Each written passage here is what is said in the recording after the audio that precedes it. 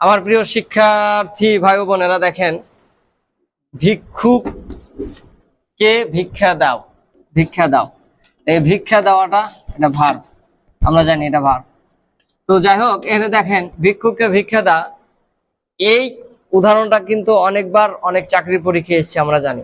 তো ভিক্ষুককে ভিক্ষা দাও মানে এখানে একটা নেকির উদ্দেশ্যে কিন্তু কাজটা করা হচ্ছে, এবং এটা একটা দান। দান মানেই তো নেকি, বুঝতে পারছেন কি?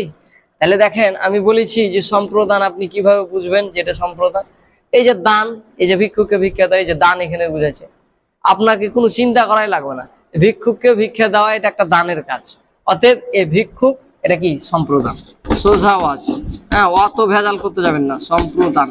এখন যেহেতু কে আছে, এই যে কে রে, এটা হচ্ছে দ্বিতীয় বিভক্তি। তো সম্প্রদানে কখনো দ্বিতীয় বিভক্তি হয় না, কে রে থাকলে চতুর্থী, তাহলে এটা হবে চতুর্থী। তাহলে আশা করি আপনারা বুঝতে পারছেন। এভাবে আরো অনেক বানানো যায়। হ্যাঁ, আমি তাদেরকে শীতের বস্ত্র দিলাম। এখন শীতের বস্ত্র যে আমি তাদেরকে দিলাম, তা আমি শীতের বস্ত্র কি কখনো নিব? আমি এটা একটা দান করেছি, একটা সদকা করেছি। হ্যাঁ, তো এরকম ভাবে আপনার সম্প্রদান কারক আমরা নির্ণয় করতে পারবো। এখন আরো আর একটা জিনিস দেখেন, ক্লিয়ার হয়ে যাবেন।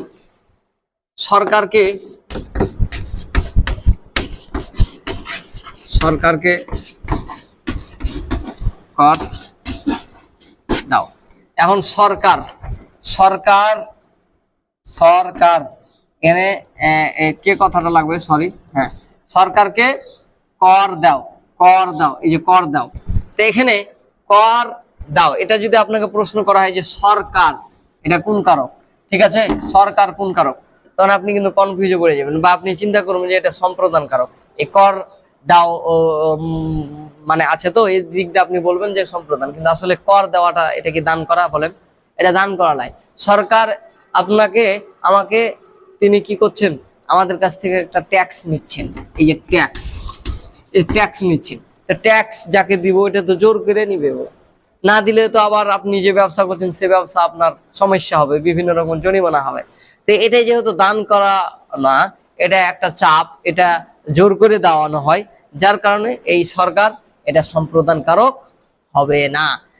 যেটা জোর করে দেওয়া হয় ও দানের উদ্দেশ্যে দেওয়া হয় না, সেটা কখনোই সম্প্রদান কারক হবে না। আশা করি বুঝতে পেরেছেন।